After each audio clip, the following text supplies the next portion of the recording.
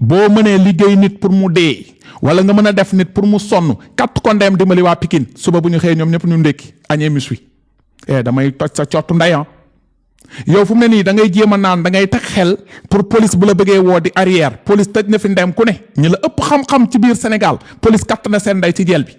lii génnewu la si arnaqueur bu toj sa cottu ndey nga capteur nga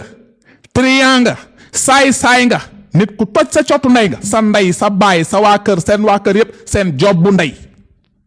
bul xaar rendez-vous une semaine rey ma suba doo data ndeem parce que da nga wax ba pare naan grâce à Allah yow Allah c'est kook moom dara yow naan katu sàngara nga munoo ñaan yàlla mu nangu yow tax katu bon nga munoo ñaan yàlla mu nangu sa fétiche yooyu nga yaakaar du nu sarap ndeem yàlla moo ëpp sa fétiche yooyu doole ñun yàlla la yaakaar yow boo ñu tëkkoo ñu tiit rek ñun baye boo ñu jël paaka jam ko suñu bopp Abdou Gueye capteur bi nga doon doomu sarap ndeem bi nga doon boo mënee dara kat ko ndeem def balaa ngay def dara sama micro bi kat ko ndeem na doon lu bëla léegi balaa live bi di jeex doo data ndeem ngay ñàpp ndeem di génn gàcce dugg la doo rus nga jàpp ay xale yu jigéen ñii baaraam leen ñii nga katt leen ñii nga lekk seen xaalis nga taxaw tey naan ñii di wax bu dee dañ leen fay yow bu dee yow gisaane kat nga kay war nga mën a gis kan moo fay Kaliphone sa duul yi foofu la tàmbale Abdou Gueye sa duul yi foofu la commencé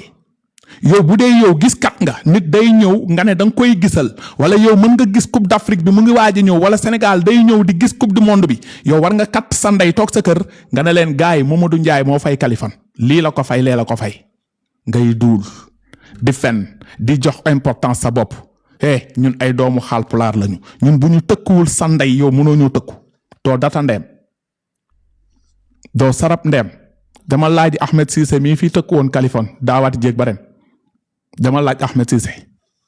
Ahmed Cissé toog na fi ne Kaliphone Sall bu live janvier ku yor sàngara na ma jox ma naan ba léegi Kaliphone a ngi live janvier daaw la woon ba janvier ren ñëw na yéen ñëpp seen data ndey ngay ñàpp ndeem di jël élan noonu di duulaale noonu di bëgg continuer di wut ay client yëpp débarrassé wu nañu sa ndey sa business laa yàq te maa ñàpp ndeem yàlla sunu borom moo may fay parce que yéen da ngeen gëm saytaane ñun gëmunu saytaane yow ku dugg sa biir kër ku la mës a xam même ñi ngay àndal xam nañu ku dugg sa biir kër ay ginaar ngeen farey sànni leen fële deret bi di tuuru ngeen jël ay sàngara di sotti di jël yamba bi di tux ku ànd ak yéen data ndeem kuy waaj a ànd ak yéen ku ànd ak yéen ku solidaire ak yéen yëpp seen job bu ndey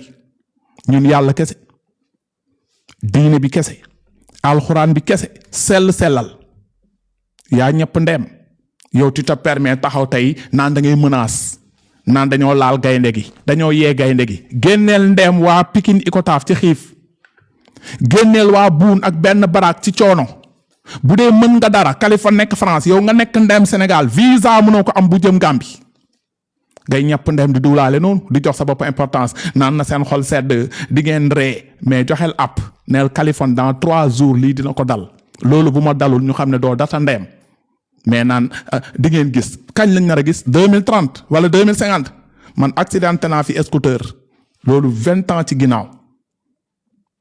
accidenté naa fi moto 3 ans ci ginnaaw mën naa xëy suba gannaaw suba jékki-jékki accident lu ñu naan tombé wala agaaf nga ubbi sa data bi commencé naan way waxoon naa leen du ngeen sarap ndeem chaque jour nit dee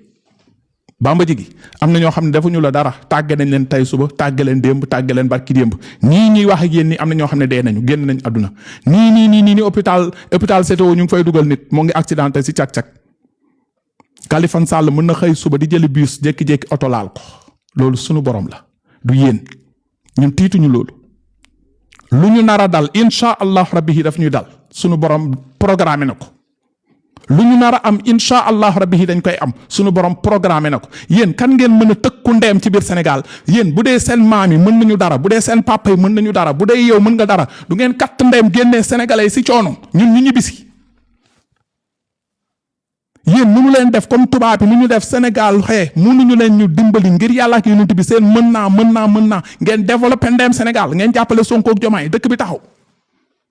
immigré yépp ñibbisi xamu leen cottu ndeem data ndeem xamu leen ko da ngeen di nappe loolu nag day am ñu ngeen di koy won man booy Dalifort laa banlieue laa juddoo nekk doomu Haalpulaar gis naa lu ne saa waay fi ma jaaroo fa sàngara rek nga tojoo fen yow butel bi moo la mën a daanal butel sàngara naan ba ne dur saw sa tubéy tox sa yamba ba ne tat tuub sa tubéy yow nga ne da ngay taxaw naan da ngay def ay vidéo di tëkkoo naan bu neexee allahu doo julli doo woor doo génne sarax ngay ñàpp ndeem leer dafa nekk si yow yaa ngi lëndëm kurus yaa ngi xasaw yaa ngi tilim yaa ngi ñaaw yow nga bëgg taxaw si réseaux sociaux naan da ngay ubbi sa data bi keppal sa bajo bi arnaqueur nga lii taxul xale yi jigéen ñii di génn dina triant nga saay-saay nga nit ku bon nga ñu arrêté chaque jour victime dina ñëw téegal sa ndey lii procureur dina si jóg charlatan nga y a des preuves jàpp nga xale yi jigéen ñu bari kat ci biir Sénégal xale yi jigéen yi mënuñu fenandoo saa waay ñu la ëpp gàllaaj ñu ngi biir Sénégal ba leen police bëggee téegal seen ndey dafa téegal seen ndey sa yi ngay def génnewu la si préparé wu yow ban chambre nga war a jëm procureur dina autosaisir si lii parce que am na jigéen ñu taxaw yoo xam ne yow yaa leen def naka su dul noonu ñooñu police bu ubbee enquête da lay téye police yi du ñu ay ngaaka de jigéen mënul nekk Thiès di fen jigéen mënul nekk Ndar di fen jigéen nekk biir Dakar di fen ñoom ñëpp nekk association pour fen pour gagner si lan pour dooleel Kaliphone pour ban intérêt pour ban sens saa waay di nga ñàpp ndeem de si man ngay teeralee parce que fan yii yëpp sa booy ñoo toog naan Abdou Gueye dafa war a génn nga dégg loolu rek na xaaral nga génn boo génnee ko ñu ne ubbi sa data bi looy wax yow yoroo kooy bajo nga yor looy wax Abdou Gueye yow nga arnaqué ay nit nga triandé ay nit nga jël ay jabaru jaambur nga katt leen xoola xale bu jigéen bi Thiès déglu leen lu mu def kooku déglu leen li dafa ñaaw déglu leen ki nekk Thiès lu mu ko def déglu leen ki nekk Thiès lu mu ko def déglu leen lii.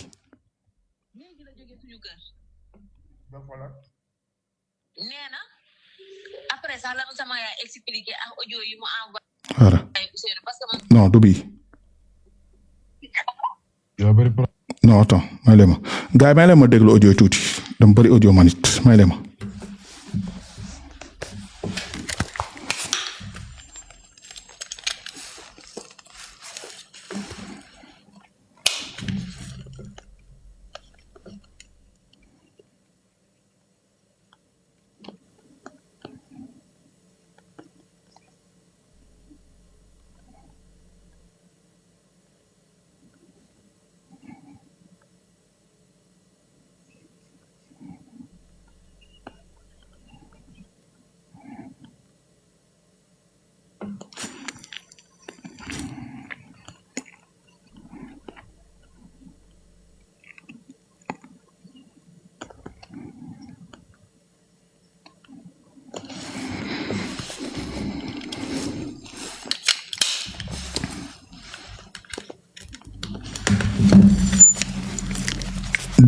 déglu leen bamba jigi maa ngi wax sax bamba jigi maa ngi jéggalu bamba ji lañ koy bëgg di sóor parce que bamba sëñ bamba tur bu sell la Abdou Gueye yeewul naaj na doo data ndeem déglu leen xale yi jigéen ñi déglu lii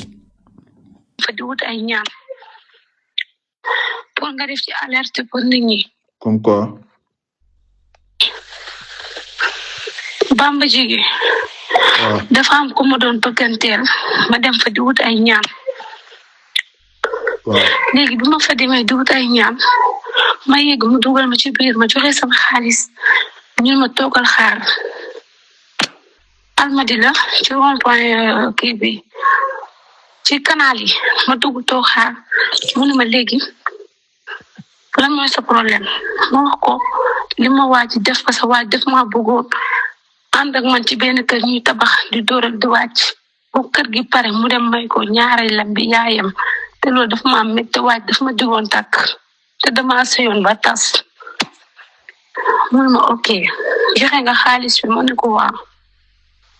bamba jigi ni ma si mi sa silib ma ne ko pourquoi loolu moom ma parce que li may def sama jinne ñoo ma ko laaj man tamit ma simi toog di ko xaar mu dem tugg si beneen néeg ñëwaat mu ñëwaatee bamba jigi ni ma solaat ko bu ma ko solee nag après xamatuma fu ma nekk bamba jigi jël loxoom di ko def sama kanam ba sama kanam bi di naaj ñu tourné mu jël avant di ko seex si sama gémmiñ ma ne ko man ma bañ ko du mu tëdd ak yow ma léegi sama espèce il faut nga naan ke mooy tax liggéey bi ne man foofu xamatuma fan laa nekk xamatuma lan laay def mu seexal ma awraam te lii depuis boobu ba tey mënatuma lekk mënatuma naan parce que bëgguma sama famille xam li may jooy tout le temps ñu may laaj lan mënuma ko wax kenn mënuma ko partager ak kenn pour alerter pour ñeneen man def na ma ko jàll na mais dimbali ma pour ñeneen parce que Bamba Jigi baaxul du góor gu baax. loolu kañ la. fan yii jour bi waa Sénégal jour bi dañuy dem quart de finale jour boobu bi bu ko ñooñu di seet si pour affaire bi muy def interview bi ñooñu di ko seet si pour kii wu Mali Sénégal ak Mali jour boobu la mën naa la jox ku nga xamante ni numéro am kooku noonu fekk nag liggéey Bamba Jigi te xam na ne loolu dëgg la parce que expliqué naa ko lépp ndax Bamba Jigi nee na ma yàgg naa koy def ay jigéen di tëdd ak ñoom yow da nga bañ tëdd ak man ndax parce que da nga ni setoo. yow kan moo la boole moom. man dama ko gis. dëgguma. ma contacté ko. jot réseau bi dafa daw léegi nga ne kan moo leen boole. kenn boole man maa dugg TikTok ma gis Bamba Jigi ndax comme li muy wax grâce à Allah ma jël ko Bamba Jigi woo ko téléphone ma woo jot assistant kooku noonu ki ma woo jot ko mooy kii soox kii mënuma léegi da ngay déplacé wu nga ñëw fi ma déplacé wu ñëw fi kii moo nangu sama téléphone ku ñuy wax Ablaye Séeréer mooy gardien bu am bi yaram. booy dugg foofu doo yóbbu sa téléphone. booy dugg ci néeg bi sa téléphone du dugg gardien ñooy téye sa téléphone du dugg ci biir néeg bi. ma ñëw gardien bi ku ñuy wax Ablaye Séeréer nangu sama téléphone ni ma dugg Bamba Jigi def ma depuis boobu ba tey dama jóg am lu ma naqari. parce que Ablaye Séeréer mooy kan gardien la wala lan la. moom gardien bi Ablaye Séeréer moo taxaw ci buntu bi sooy dugg kooku fu Bamba jëm moom ñaari. léegi yow ba nga ñëwee ñaata nga fay. dama fay 100,000 joxewaat 10,000 tickets. 100,000. ak 10,000 tickets. 100,000 yi kooku jox. kii laa ko kooku di bind Ablaye ci kooku di bind ku soox ki mën naa am ku ma la jox numéro kooku woo la vite fait léegi ki fekkee cas bi yëpp. léegi kan. ba nga joxe 100,000 jox nañ la kayit bu wane ne fay nga 100,000 facture. joxuma facture foofu amul facture da ngay ñëw dañ lay bindal benn kii danaa la. 100,000 yi ba nga ko fayee pour lan la woon. pour mu defaral ma ay ñaan pour man ak sama copain ñaan 100,000 francs. bon parce que dafa ni ma li may def nii grâce à Allah vite fait damay force bu takk bi dafay am. non parce que ñi nekk fii ay 400,000 laa leen di laaj. da nga bëggoon pour yokk sa copain ngeen juboo wala lan moo la yóbboon lool. pour ñu juboo parce que man damaa ji force ma ñëw gis am ku mu bëgganteel kooku ma toog bëggante ak moom kooku ñëw ñu àndandoo ci benn kër di ko tabax soomu ji mu pare jël ma trahir ma dem seeti keneen loolu métti ma demoon pour mu juboo leen parce que dafa am ay nit yoo xam te dañ doon dem ci kooku di yàq sama diggante ak moom ma jaaxle dem ci moom problème bi nii la demee soo bëggee mën naa am ku ma wax mu wóolu vite fait jour boobu bu mu génnee gis nga moom gis na man ni ma réagir ak li ma doon jox mënu ma laaj lan la te kooku yu si bëri moo koy bindal Bamba Jigi pour jox kooku. léegi Bamba Jigi bi ba mu egsee si biir ki nga wax mooy Bamba Jigi néegam nu mu mel moom. waaw loolu xam nga fan la benn appartement la. fan la appartement bi boo ñëwee ba Ngor rond point Almadi bi Ngor si canal yi. waaw. wax nga jàdd soo jàddee xam na benn appartement bu nekk. toog bu mu jëlee appartement boobu ñu ngi toog foofu bu ñu ñëwee néeg bi mi ngi am chambre bu blanc lañ ci def ko moment vulgaire yi ñuy jaay bu blanc la fi def appartement bi dañ ko jël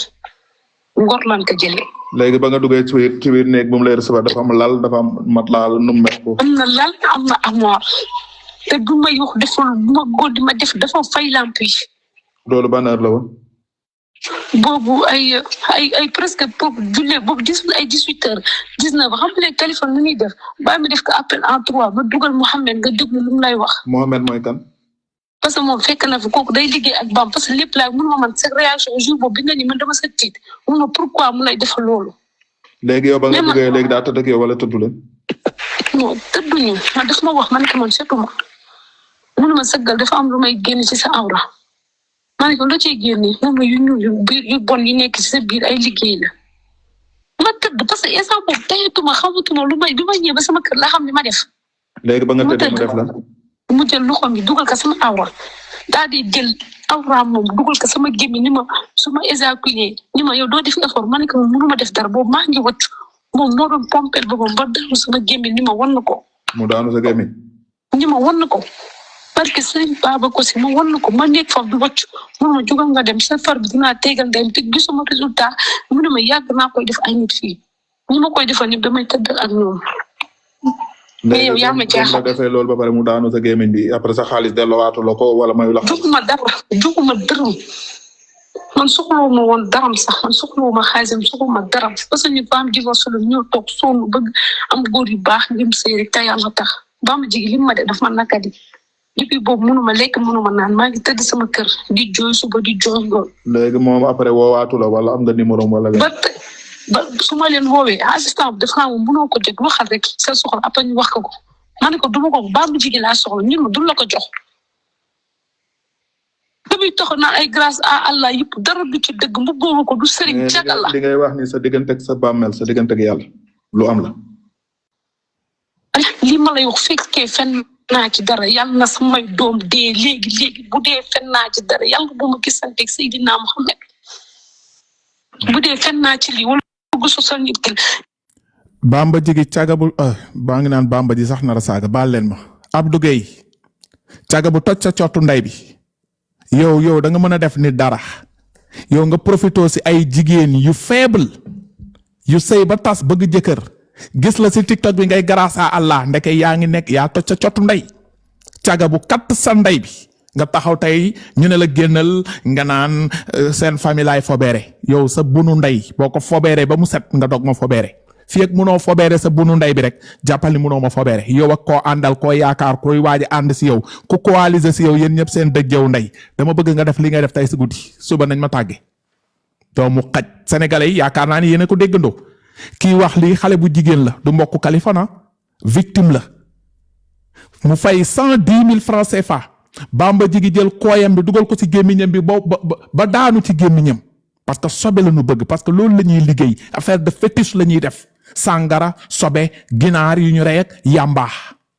muy ab doomu xaram xale bu jigéen bi ku ko dégg nga lu mu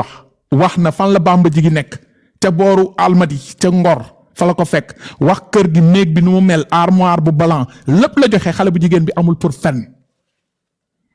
kooku benn victime la déglu leen keneen ñu déglu kii. jékki-jékki naan ay. non attends may ma tuuti. léegi yow da nga koy jéem. attends non may lam xaaral ma xool audio yee bëri xaaral ma xool. allo.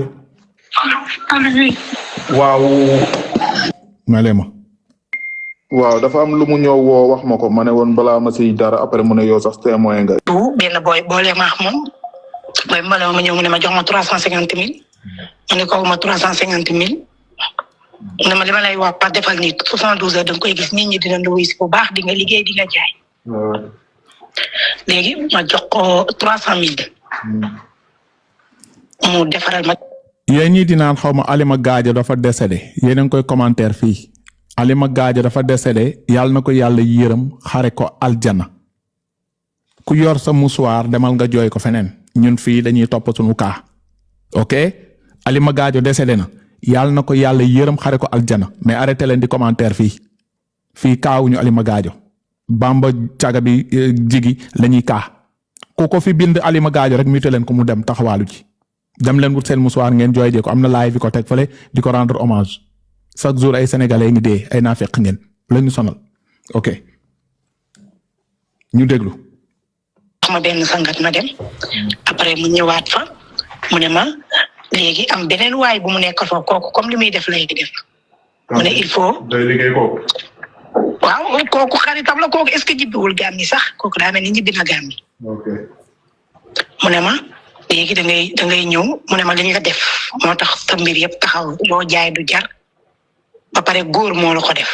kon kii la Gàmbi wala waa ji Bamba. bu waajee ko wax Bamba ka ne defaral kii après maa ngi ñëw. ok. léegi mu ne waa ji mu ne léegi man pour loolu dañ sama yaram il faut man ma tëdd ak moom su ma tëddee ak moom léegi sama ndox man moom la ñuy jël def ko si fas jox ma ko ma takk ko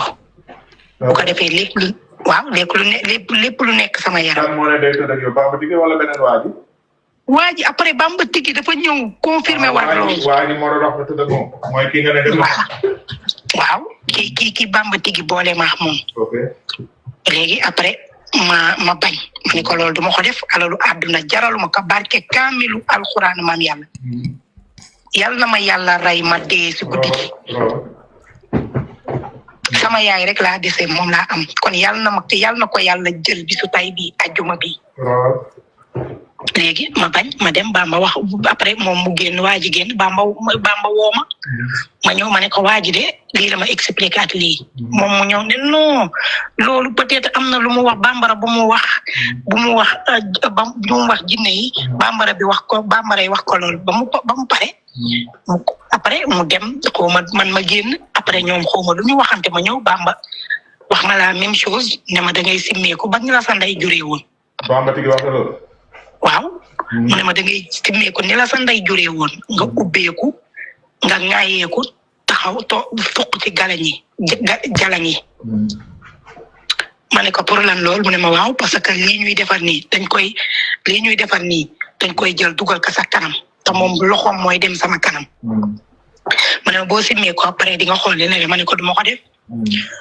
mu am lu mu jàpp ne ma simmeekul boo simmeekoo bëgg ma baaraam ne ma boo simmeekoo dañ koy jël dugal ko sa kanam te sama loxo mu koy dugal sama kanam ma ne ko yàlla tere ma ne ko bii liggéey ban façon liggéey la. loolu fan la woon. fi muy liggéeyee. mooy Ngor wala beneen parce que am bëgg gel bi dem Ngor la. du Ngor fii la Brioche Dorée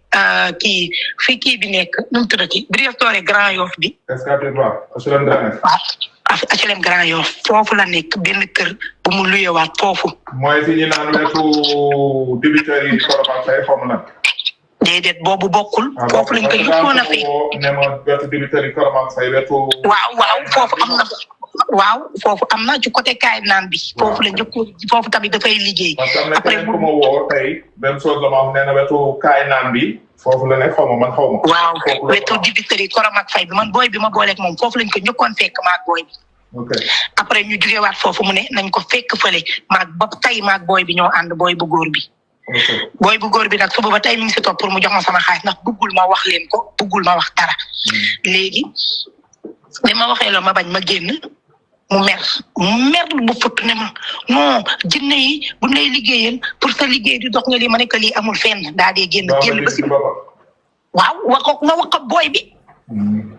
maanaam dafa la bëggoon jël ay loxoom dugal ko sa biir awra daal genre yooyu. waaw dañu naa simmeeku comme ni sama ndey juree woon ma ne ko duma ko def. loolu kañ la mu ne ma xool barkaati démb la woon bi ne suba la appel bi. appelu laayeen yi waaw bi ne suba la appelu laayeen yi la woon ma ne kii ki ma booleeg moom ma génn wax ko booy bi ma boole woon ak moom ne ma fii bu fi ñëwati mu ne ma wala bu la woowee booy ñëw nga ànd ak man mu ne ma wala booy ñëw nga ànd ak man ma ne ko waa baax na léegi nag booy bi tey bi ma gisee vidéo yi yow nga wax daa ko jël booy bi envoyé ko après am na ceddo beneen keneen ku nekk gisoo dafa envoyé vidéo yi ñu ko doon defal ñoom dañ ko supprimer. léegi mooy ñi ko doon defaral publicité yi. waaw ceddo dugal vidéo yi ci TikTok bi. supprimer nañ yëpp si page si seen page. loolu laa dégg naa ñi ko doon defaral promotion yëpp daaw ñu génn. ok yaakaar naa ni yéen a déggandoo ñii. dégg ngeen première voix bokkut ak kii maa ngi leen di tegal keneen après ma ñëw si kunkandeg yooyu ñu ñëw si leneen maa ngi teg beneen voix may la ma tuuti.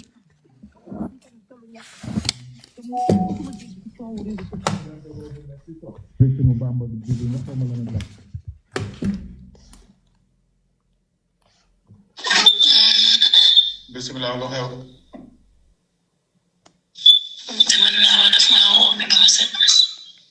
dalaa woo mi ba nga.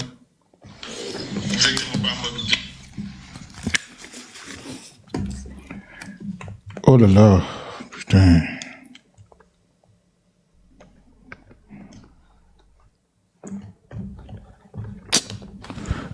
tegal naa leen 2 voix yi bokkul maa leen tegal 3e voix te des na victime bi bëri na may leen ma tuuti rek may leen ma tuuti sénégalais yi dinañ àtte dinañ xam ne waa ji Abdou Gueye caga la wala du caga.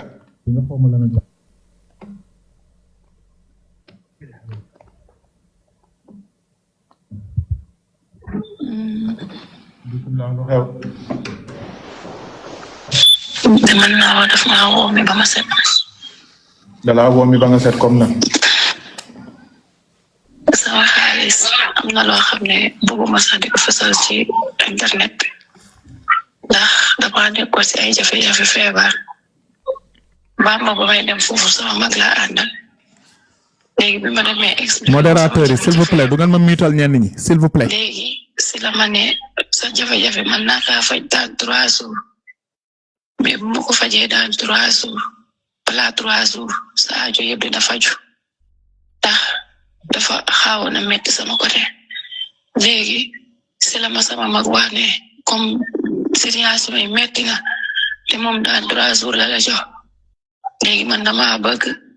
nga jox ko léegi yow boo ko joxee ñu déglu ko fii dans 3 jours mais biñ ko joxee xaalis bi léegi bi ma yegsee si kër gi si la ma woo moom mu ne ma sa liggéey bi maa ci kawam laa nekk nii mais dama bëgg nga am say sarax yoo xam ne dafay feeñ léegi te danga kaa war a dindi mu ne ko sarax ak li ma la jox yëpp mu ne ma ne soxna si danga koy defal li ma la wax ndax yow yaa ma sant liggéey bi ne dama kaa commencé ba pare léegi ma ne ko sarax bi lan la mu ne ma dangay génnee 7 pay ak 6 ganaar ma ne ko léegi man mën naa jëndal sama bopp mu ne ma ne xam nga lan la man bu ma fontoo danga maa sant sa liggéey su fekkee bëgg nga sa liggéey pare nga def li ma la wax mais man maa ngi jàpp ni moom li muy wax presque dëgg la léegi ma ne ko lépp ñaata la mu ne ma ne 200 léegi c'est la demaat terewaat 200 yóbbul ko 200 yi ñaata nga ko joxoon première fois 330 330 mais boobu bi ma koy yóbbu ma sama sœur bi ñu ànd nga jox ko espèce waa après nga dem boobu ma sama sœur bi ñu ànd waa bi ma yegsee ci kër gi si la ma ne waa daa am sarax bu feeñ ndax jour boobu sama mag daa génnoon sama mais jour boobu daf maa woo ba di ma yuuxu naan ma mënuma sant liggéey boobu ba léegi ma toog di la xaar nga nekk fii di ma fontoo ma ne ko mais man sama mag daa génn daf may xaar moom lay xaar ci biti bi ba ñëwee maa ngi ñëw mais sama mag daa yegsi rek ma ne ko de kii de moom ma woo nee na ma ñëw léegi ndax même gis nga 200 yooyu ba ma koy jox sa déjà sama mag bi yëgu ko léegi 3e fois bi may dem foofu daf maa woo ne ma liggéey bi presque jeex na déglu ma mais dernière sarax bi ngay génne ma ne ko man de yoratuma xaalis li desoon sama compte rek laa yor matul sax li ma laaj ndax boobu 150 la ma laaj ma ne ko matul léegi si la ma ne soxna si man doo ma yablu xam nga commencé di wax yenn wax mais xam nga moom déjà lu tax nit mën da am preuve ci moom booy dem ci moom néeg bi nekk boo fa waree dugg day jël kii bi ñi nekk si buntu bi ñoom dañuy jël sa téléphone yi bagage yi dañu naan ne jox ma ki toog si buntu bi moom mooy jël bagage yi te su fekkoon ne moom loolu rek bi ma defalee loolu 3e fois bi mu ko ne dafa jeex amatuma lu ma la jox léegi moom si la ma ne dinaa la woo bi ma ko joxee xaalis boobu si la ma ne di des ci liggéey bi man dinaa la woo léegi après man si laa ko ne waa maa ngi lay déglu mais boobu ba léegi man bu ma ko woowee du ma nangootuma jël moom numéro si boppam yoroon naa ko xale bu góor bi nga xam ne boo ko woowee si moom nga jot woo naa leen jëluñ ma fenn man maa ngi ni sama xaalis ma dencoon yëpp presque jël na ko ndax sama fayum jàng weer bi sax sama doom jàngul bu ma ko woowee du ma nangoo jël te man maa ngi nii wéru man dama tawat. loolu kañ la woon. loolu ci décembre bii la. décembre bii nii. waaw fan nga ko doon fekki jox ko xaalis beeg yooyu ak naan ak Mbour fii nii fi mu jëloon appartement bi bu côté police bi Saly. Mbour côté police bi. waaw fa la jëloon appartement. ok mais yow sa xaalis rek la jotel amel. sama xaalis xaalis man am na loo xam ne ñemewu ma kaa wax. mais lan mooy ñeme ko wax moom bi man attends soxna si. bi man déglu ma. waaw dam la laaj est-ce que yeneen jigéen ñi lu mu leen di wax est-ce que yow wax na la loolu wala yow sa xaalis moo tax ma lay laaj bu dee defu la loolu. daf ma ko barke Seydina Mohamed ak sama bakkanu doom yi ma yaakaar daf ma kaa def ndax looloo tax ma feebar nii toog looloo tax ma feebar fii ma toog ndax moom li ma def maanaam affaire si ma si xal ma naan ka moom ma andil daf jour boobu bi ma yóbbu deuxième xaalis moom daf maa ne yow liñ la def sa kanam lañ ko def mais man digga neex yàlla nag semewul sama silib daf maa ne taxaw toogal léegi ma toog moom fekk moo ngi sol kii bu marron moo ngi sol xaftaanam bu marron boobu mu ñëw taxaw sama kanam rek ne ma ne lii ñu la def dañ lay laaj ma niw mais ma niw boobu noonu génne kii faaw mu génn léegi mu ñëw taxaw sama kanam rek jël affaire bi saxal ma ko. affaire lan ma ne ko lii la mu ne ma waa musumi tubé mu jël bagage bi mu dugal ko sa gémmiñ. waa mu ne ma ne man niw bi la si boppam lañ soxla léegi bi mu ko dugalee sama gémmiñ rek mu daal di daanu bi may sëgg pour wàccu rek mu téye sama baat bi naa ma danga koy naan balaa force ba ma ko naanee billahi infection ba damaa yëg si guddi gi billahi wallahi tallahi wàccu naa sa borom sa diggante sa bàmmeel sa diggante sama bakkanu doom laa la wax sama bakkanu doom sama digganteeg yàlla man duma nitu réseau duma wax ci réseau duma publier mais lii daf maa métti ba ci kanamu yàlla maa ngi ni liggéeyatuma infection bi daf maa sonal ba dem na sax ba sama yaram bi ni day mel ni luy génne comme ay genre bëcc yu ndaw parce que Seydina Mohamed ak waxtu bii may wax ak yow. loolu ci décembre bi. waaw booba léegi man maa ngi ni toog feebar. bu ma ko woowee ba tey du ma nangoo jàpp lay jigéen ñi luñ jot a wax sa diggante ak sa borom dafa mel ni kon ñooñu ñu wax dëgg la. barke Seydina Mohamed dama kaa dëggal barke Seydina Mohamed na man bii daf ma koo def. barke Seydina Mohamed dëgg la. yow waxoo ko woon sa sœur bi que kii def na la lu mel ni wala waxoo sa kenn. man sama sœur bi fii la taxawoon sànq mu ne man daf maa ne wax ma su fekkee xaalis bi rek la jël nga wax ma ndax laalu la mais man loolu rus naa taxaw moom di ko wax barke Seydina Mohamed. dafa seetaan live bi quoi. moom boobu ba tey moo ngi seetaan live bi. mais dafa fàttali ko comme demoon nga fa mu ne est-ce que yow it kii dafa la woon nii daal maanaam. ma koy enquête nag sànq la jóge ci biir néeg bi lekk sax mënatuma kaa def moo ngi nii reer bi la addi lekk mënatuma lekk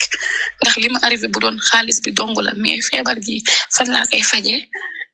fan laa koy fajee te moom situation billahi wallahi taala infection bi noonu la ma sonalee. infection lan nga jàppal moo la ko jox awraam bi mu jël dugal la ko wala yow balaa mu lay def loolu da nga feebaroon wala.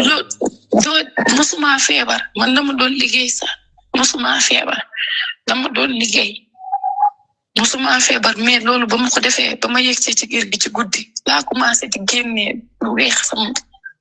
sama kii ba pare bu ma ko imaginer nii sax sama bopp bi de. sperme bi naanal ndoxam bi da nga ko naan yow wala da nga ko gàllax foofu wala da nga ko. loolu la ma def gàllaxuma ko daf ma bi ma sëggee pour kii ko si la téye nii sama baat bi rek affaire si jàll. waaw affaire si jàll mais moom billahi wallahi taala wàccu sax avant may génn foofu wàccu naa fa donc bu may wàccu moom moo ma téye naan ma tuur ko ci wanag. yaakaar naa ni voix yi ngeen di dégg bokkut ak beneen bi yaakaar naa ko. yaakaar naa ni sénégalais yi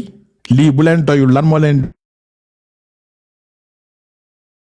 kii njëkk wax gis ngeen fu mu dëkk Ndar mu ñëw Dakar keneen ki Thiès keneen ki Kiyala Dakar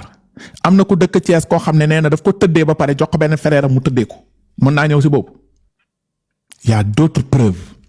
léegi soi-disant waa jooju charlatan bi doomu xaj gi Abdou Gueye yeewul naaj ne damal toj sa xutu xata gi toj sa xuuri dem wuti loo def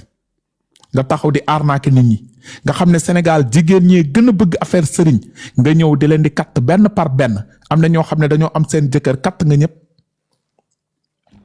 ñii am jëkkër ñemewuñu ñëw témoin parce que ku ñëw pour def xaw ma lan mu katt ma sa jëkkër bu ko déggee foo jëm yowmal xiyaam nga jëm lii ñii dañoo toog muñ ko muñ mais ñii lu ñuy nettali est-ce que lii nit mën na ko sos nit mën na ko créer mu ñëw ubbi kooyam bi dugal ko sama gémmiñ mu daanu sama gémmiñ waa ban intérêt ñiy ñëw di expliquer lii Kaliphone fekk ay fen la te ñii xaw ma leen ci Adama xaw ma leen ci Awa. léegi Bamba Jigi nee na ñii dañ leen a fay waa léegi no moom na génnee ñan ñoo fay ñii ak fay Kaliphone kon de kii fay Kaliphone am na doole de kii fay Kaliphone fay Kia fay gel bi nekk Thiès fay pour lan pour gagner si lan au retour ñaata sëriñ ñoo nekk Sénégal ku ne di dox doxam amoo argument dama la jàpp sur le plat toj sa lu bon sa booy di la défendre ci TikTok bi mënuñu laa défendre parce que sénégalais yi di dégg dëgg muy police di gendarmerie di procureur di sunu autorité yi bu ñu déggee lii xam nañ ne Kaliphone mën nga ko bañ trop mais lii du lu muy sos. boo si waxal mu waatala Seydina Mohamed waatala si baqanu doomam jigéen ak fu mu teg doom ñu si bëri am nañu doom koo si wax mu ne la sama baqanum doom ban jigéen mooy am doom di waat si baqanu doomam pour fen jigéen boobu amagul Sénégal saa waay doomu xaraam nga man boo mënee si man dara rek katt nga sa yaay. ñu ngi si janvier 27 janvier mardi 2026 incha allahu rabbi janvier 2027 bu ñu fi yàlla bàyyee dinaa live ne leen ana ki ne woon daaw dara dina dal Kaliphone ñaf na ndeem barki alxuraan salaamaaleykum munu ko ci man fu mu ne nii day jéem a tiital pour yenn victime yi na kii nee na dina def li Kali laa man bu ma demee ma témoin damay am problème fu mu ne nii foofu la toll sarap ndeem munu ko ci kenn génn leen ngeen témoin génn leen yéen ñëpp ngeen def association ngeen daal di dem cybercriminalité ngeen dem brigade de recherche ngeen porter seen plainte lan la waa ji daa ne sëriñ la ma dem ba foofu mu ubbi sama slip bi mu katt ma loolu c'est puni par la loi jàpp nañ ci ñu bari ci biir Sénégal. lan la waa ji daa ne woon daf may liggéeyal encaissé dama xaalis 5 millions lekk na ko loolu jàpp nañ ci sëriñ ñu bari ci biir Sénégal moom du rëcc procureur lijjantiwul ñiy toog Sénégal naan ay sëriñ lañu faalewu leen sax cybercriminalité bee jàpp nañ fi borom kaala bu ne. brigade de recherche bee jàpp nañ fi borom kaala bu ne barki alxuraanul karim duñu sarap ndeem duñu dara mën naa leen tegal koo xam ne